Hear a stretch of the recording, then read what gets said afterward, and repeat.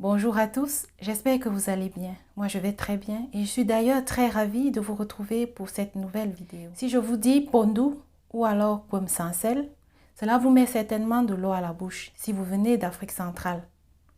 Vous l'aurez compris donc, pour cette vidéo, nous allons parler d'un autre légume-feuille très prisé et très consommé en Afrique, mais aussi dans d'autres parties du monde. De son nom scientifique Manihot esculenta, le manioc ou cassava en anglais, est une culture toute saison des tropiques.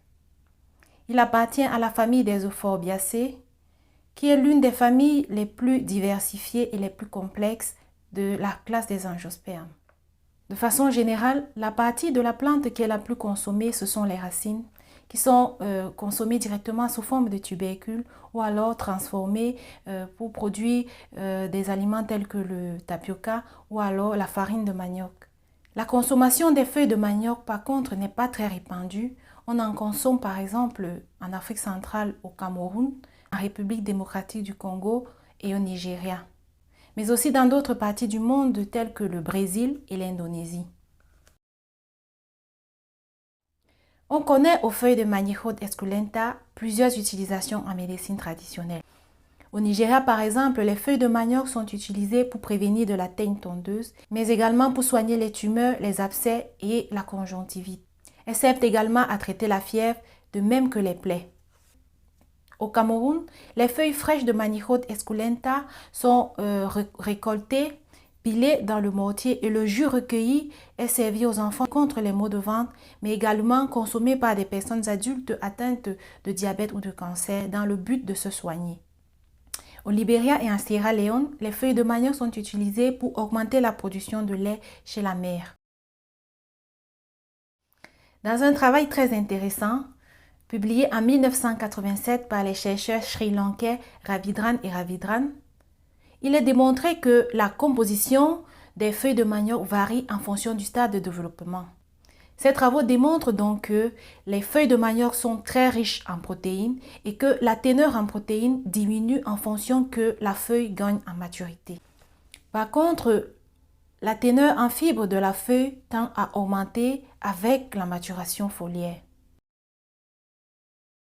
Les feuilles de Manihot esculenta sont riches en la plupart d'éléments minéraux et spécialement en calcium. Ces chercheurs ont donc démontré que les teneurs en potassium, magnésium, zinc, manganèse et phosphore diminuent à mesure que la feuille mature. Par contre, la teneur en calcium, sodium et fer augmente. Les feuilles de Manihot esculenta sont très riches en vitamines. Elles contiennent par ailleurs de la vitamine B1 ou thiamine avec des taux supérieurs à ceux que contiennent le fromage, le lait entier ou alors des œufs. Elle contient également de la riboflavine ou vitamine B1 avec des taux qui sont supérieurs à ceux contenus dans le lait, le fromage, les œufs, le soja ou d'autres légumes feuilles. Elle contient également de la vitamine A avec des taux comparables à ceux de la carotte, de la niacine et même de la vitamine C. Pour ce qui est de la composition phytochimique, plusieurs éléments phytochimiques sont présents dans ces feuilles. Le premier élément phytochimique, ce sont les caroténoïdes, qui d'ailleurs possèdent une activité antioxydante. Nous avons également des flavonoïdes qui ont des propriétés anti-inflammatoires et anti-allergéniques. Les tanins qu'on avoir des propriétés anti-inflammatoires, anti-allergéniques, également analgésiques. Pour terminer, on y retrouve des terpénoïdes qui possèdent de façon générale des propriétés anti-inflammatoires. Les premières propriétés de Manihot esculenta dont nous allons parler sont des propriétés analgésiques, anti-inflammatoires et antipyrétiques. Selon les travaux publiés en 2013 par le chercheur nigérian Okechukwu et ses collaborateurs, les extraits à queue des feuilles de Manihot esculenta ont significativement inhibé l'inflammation induite par l'histamine ainsi que l'injection à la carragénine chez des rats. Dans ce même article, les auteurs démontrent que ces mêmes extraits possèdent des propriétés analgésiques sur le modèle de douleur induite à l'acide acétique chez le rat. Ils démontrent également que ces mêmes extraits à l'éthanol des feuilles de Manihot esculenta ont réduit considérablement la fièvre induite à la levure de bière chez le rat. Dans un article publié en 2011, Les chercheurs français de l'île de la Réunion, à savoir Bookers et collaborateurs, après avoir récolté des feuilles de Manihot esculenta dans 3 parties différentes du monde, à savoir en Guinée, en Afrique, au Costa Rica, en Amérique, également sur l'île de la Réunion, démontrent que les extraits éthanol-eau, méthanol-eau ou alors le mélange de ces 2 extraits ont significativement inhibé la production de l'anion superoxyde, démontrant ainsi que ces extraits possèdent des propriétés antioxydantes. Il démontre également que ces extraits ont augmenté la capacité de récupération de l'ion oxyde nitrique. Il confirme également l'activité anti-inflammatoire des extraits de feuilles de Manihot esculenta en démontrant dans ce même article que les extraits ont inhibé la production de cytokines pro-inflammatoires telles que le tumor necrosis factor alpha 1, l'interleukine 6 et en réduisant également la production de prostaglandine 2. Dans un travail publié cette année, soit en 2024, par des chercheurs nigérians, à savoir Asiak Pono et collaborateurs, l'on découvre que les extraits au méthanol des feuilles de Manihot esculenta ont montré des activités antidiabétiques sur un modèle de diabète induit à l'alloxane chez le rat. Cet effet a été possible au travers de 2 mécanismes, soit la réduction de la glycémie sanguine, mais également par une activité antioxydante. Les chercheurs concluent d'ailleurs que ces effets sont dus à la présence de flavonoïdes dans les extraits de cette plante. Dans un travail publié en 2020 par des chercheurs indonésiens, à savoir Mustarishi et collaborateurs, il est démontré que les extraits à l'éthanol des feuilles de Manihot esculenta possèdent des propriétés antibactériennes sur des bactéries responsables de causer l'acné, à savoir Staphylococcus epidermidis et Propionibacterium acnes.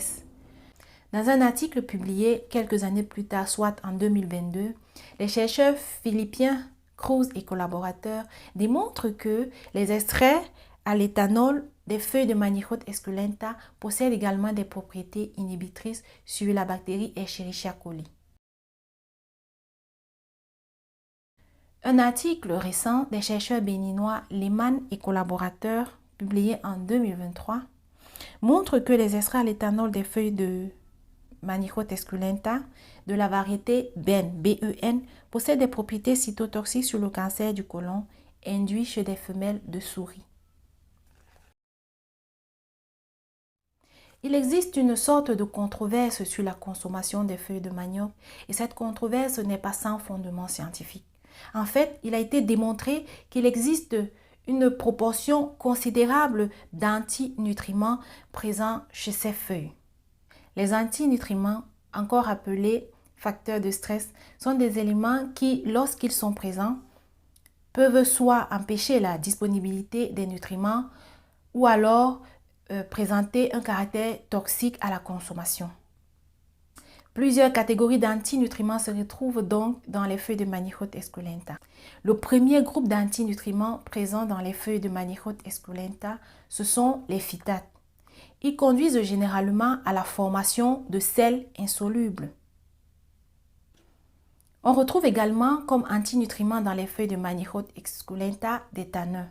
Ces derniers s'unissent aux nutriments, les rendant ainsi indisponibles. Un autre antinutriment présent dans les feuilles de Manihot esculenta, ce sont des cyanides qu'on retrouve généralement sous forme de glucose cyanogénique ou alors de glucocyanide. La prise excessive de glucocyanide conduit à l'installation de maladies telles que le crétinisme ou alors le goitre, qui sont la manifestation d'une déficience en iode. Le dernier groupe d'antinutriments présents dans les feuilles de Manihot esculenta, ce sont les oxalates. Ces derniers s'unissent au calcium et forment avec eux des cristaux qu'on va retrouver dans l'urine, connus sous le nom de calculs rénaux qui à la longue vont conduire à une dysfonction rénale. En prenant en compte le caractère nutritionnel des feuilles de Manihot esculenta, plusieurs travaux ont été menés dans le but de réduire ou alors d'éliminer la présence de ces antinutriments. Selon les travaux de Bradbury et Denton, publiés en 2011, il a été démontré que, en pilant les feuilles de Manihot esculenta pendant 10 minutes, suivi de 2 lavages consécutifs à température ambiante, il est possible de réduire de 90% le taux de cyanide présent dans ces feuilles. Montagnac et ses collaborateurs en 2009 démontraient par contre, eux, que faire cuire les feuilles de Manichot esculenta 15 minutes après les avoir découpées pourrait réduire jusqu'à 85% les taux de cyanide présents. Écoutez, j'espère que cette vidéo vous a plu ou alors qu'elle vous a du moins intéressé. Si tel est le cas, mettez un j'aime et abonnez-vous à la chaîne. Et nous, on se retrouve très bientôt pour une autre vidéo. D'ici là, prenez soin de vous.